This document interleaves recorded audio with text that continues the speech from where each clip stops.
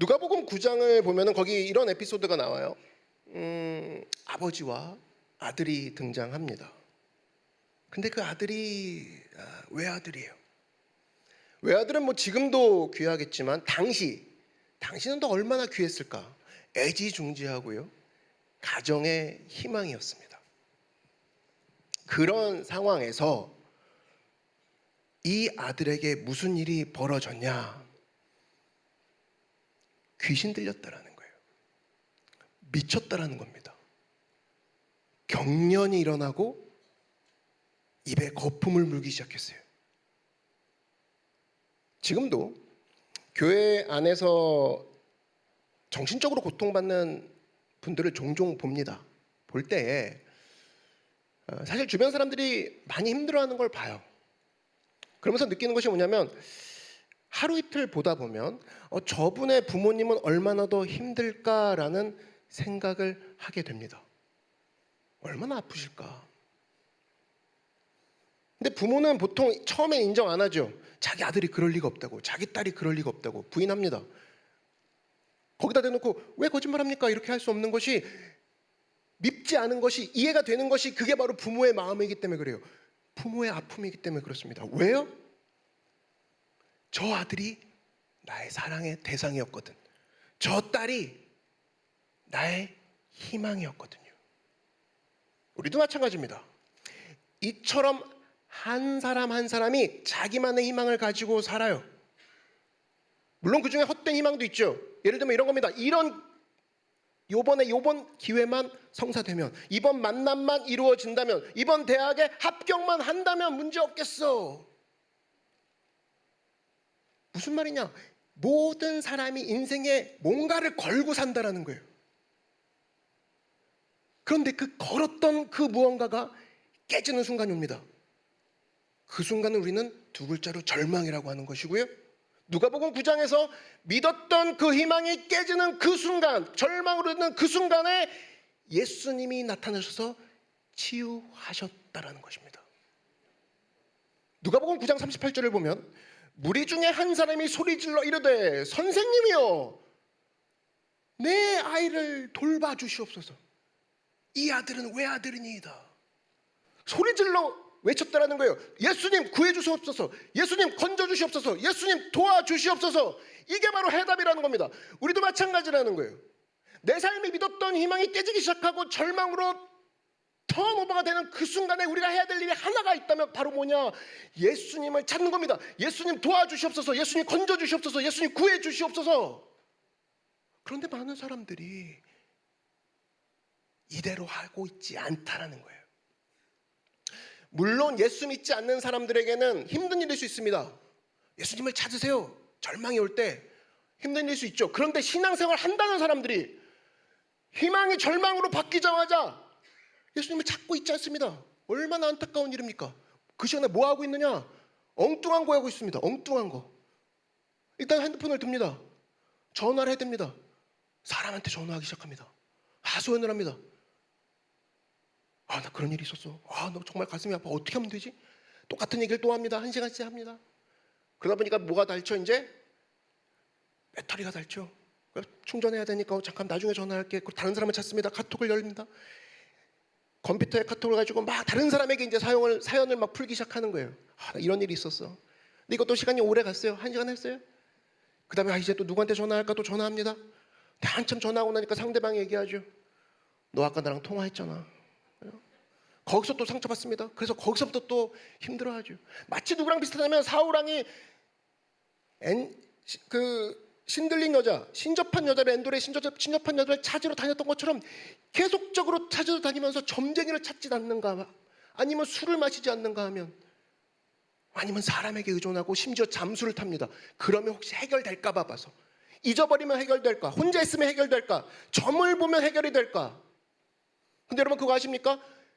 이런 것을 시도하면 시도할수록 절망은 더 깊은 절망으로 우리를 안내한다는 거예요.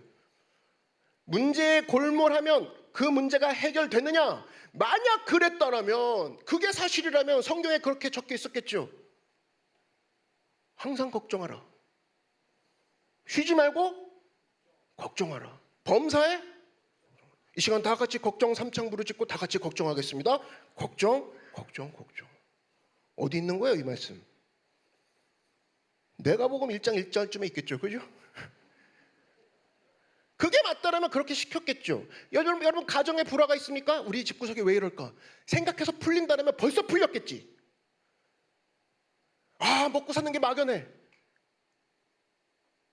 생각하면 이거 굶어 죽을 것 같은 거야. 이거를 묵상하고 규태하고 쉐어하고 다시 곱씹고 다시 묵상하고 규태하고 예배합니다. 굶어 죽을 것을. 요즘에 굶어 죽는 사람도 없는데 그걸 계속 생각하다 보면 어떤 일이 벌어지느냐. 와, 진짜 죽을 것 같은데 이렇게 살 바에는 지금 죽어버리고 말지라는 결론에 다다릅니다. 여러분, 문제를 묵상하면요, 죽음을 맛보지만 예수님을 묵상하면 살 길이 열린다라는 것입니다. 이런 마음을 우리가 가지고 간다라고 했을 때 토마스 데이븐포트의 관심의 경제학이라는 책에서 이런 얘기를 한번 하는 걸 읽었어요. 사람의 관심에는 총량이 정해져 있다는 겁니다. 한마디로 어떤 관심이 물러가지 않고서는 이 사람이 모든 것에 관심을 가질 수 없는, 한마디로 다른 관심으로 대체를 해야만 이 관심이 사라지는, 사람이 관심에는 방이 정해져 있고 더 많은 걸 관심을 갖고 싶다 해도 할 수 없다는 거예요. 그래서 이것을 잘 이용하는 사람들이 보통 누구냐면 우리는 권력자들을 보게 되죠. 그래서 어떤 일이 터집니다. 자기한테 불이익한 일들이 터지면 어떤 문제를 터뜨립니다. 그래서 사람들의 관심이, 표현도 기가 막혀요, 그쪽으로 쏠리게 만들죠. 쏠린다는 표현 자체가 관심에는 총량이 존재한다는 반증하는 표현 아니겠습니까? 관심을 그쪽으로 쏠리면서 그 관심을 잊어버리게 되는 거예요. 이걸 보기 통해서 알 수 있는 게 뭐냐면 인간은 참 어리석다라는 것을 알게 됩니다. 그러면 우리는 그 어리석음을 활용하면 될 거 아닙니까? 그죠? 나는 그렇다면 걱정과 근심과 두려움과 염려가 나를 파고들기 전에, 방을 차지하기 전에 예수님에 대한 사랑, 예수님에 대한 생명에 대한 관심, 복음에 대한 열정, 이런 것들로 먼저 그 관심의 방을 채워버리겠다. 이렇게 지혜를 활용할 줄 알아야 된다는 겁니다. 저도 담임사역을 10년째 해오면서 참 교회 문제가 있을 때마다 하나하나의 골똘해서 풀어볼까 시도했던 적이 참 많습니다. 근데 그럴 때 하나도 풀리지 않더구만요. 그랬을 때 제가 얻은 지혜가 있습니다. 야, 어차피 관심의 총량이라는 이 법칙이 존재한다. 이게 맞다. 맞는 것 같아. 일리가 있는 것 같아. 그랬을 때 제 관심을 큰 것부터 채워넣기 시작했습니다. 말씀에 대한 열정, 예수님에 대한 사랑, 어떻게 하면 주님을 닮아갈 수 있을까, 어떻게 하면 건강한 교회를 세울 수 있을까라는 것을 먼저 채워놓고 나자 제 관심의 총량은 이미 어느 정도는 채워졌겠죠. 그러니까 그 다음부터는 자잘한 나에게 걱정과 염려와 두려움과 초조함을 가져다주는 어떤 것들도 들어올 자리가 없더라는 거예요. 여러분, 이런 지혜를 활용하여서 주님을 바라보는, 문제를 묵상하는 것이 아니라 주님을 묵상함으로 승리하는 여러분 되기를 주의 이름으로 축원합니다. 자, 그렇다면 이 생명 대신 예수님이 내 삶 가운데 들어왔어요. 빛 대신 주님이 내 가운데 들어왔다고요. 그러면 무슨 일이 벌어질까? 여러분, 생명이 있는 곳에는 항상 뭐가 있느냐? 싸움이라는 것이 존재합니다. 여러분, 지금 앉아 계신 의자 생명이 없는 거예요. 제가 들고 있는 마이크 생명이 없습니다. 이 의자와 마이크는 싸움이 없어요. 생명이 없기 때문에. 반면에 영안실에 있는 시체의 온도는 몇 도일까? 영안실 안에 있는 시체의 온도는 영안실 온도와 똑같습니다. 왜? 싸움이 없기 때문에. 그런데 혹시나 살아있는 사람이 영안실, 그 시체가 안치되어 있는 곳에 들어갔다 하면 그때부터 싸움이 일어나죠. 어디서부터? 몸에서부터. 나는 36.5도를 지켜야 되는데 외부의 온도가 너무 낮아. 싸워서 끌어올리는 거죠. 살아있는 사람은 싸움이 일어납니다. 여러분이 음식을 먹습니다. 음식 먹을 때 득이 되는 영양분도 들어오겠지만 독이 되는 영양분도 독소도 같이 들어와요. 그러면 득이 되는 것은 우리 몸이 흡수를 하겠지만 독이 되는 것은 우리 몸의 한 기관이 싸우기 시작합니다. 그게 바로 뭐예요? 간이죠, 간.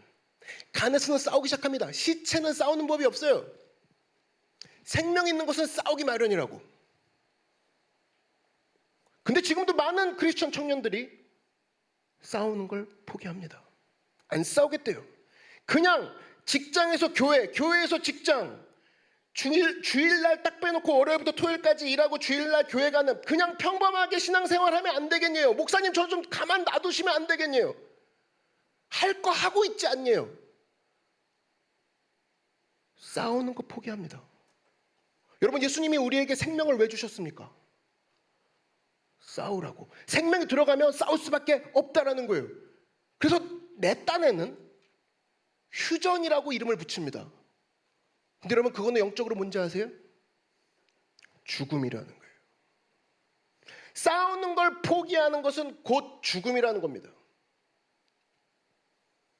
우리 삶 가운데 생명이 들어와 있음을 기억하고 하나님 앞에 서서 나아가는 여러분 되길 주의 이름으로 축원합니다.